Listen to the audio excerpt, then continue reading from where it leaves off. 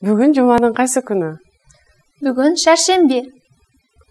Бүгүн сиздерге 1-2 саатта кайсы сабак болду? Физика сабагы болду. Чет тили сабагы кайсы күндөрү болот? Шейшемби күндөрү 3-4 сааттарда болот. Музыка сабагычы? Биз азыр 8-класста окуйбуз. Ошондуктан музыка сабагы жок. Музыка сабагы 7-класска чейин болот. Сага музыка сабагы жагабы? Ооба, мага абдан жагат. Ал сабак силерге кайсыл күндөрү болот? Жума күндөрү 5-6 сааттарда болот. Сизге кайсы сабак жагат? Кыргыз тили сабагы жагат. Мага да жагат. Бизге бүрсү күнү 3-4 саатта болот. Гүлнур эже сабакты жакшы өтөт. Гүлнур эжени биз да жакшы көрөбүз. Ал бизге эртең 1-2 сааттарда сабак берет. Жакшы экен.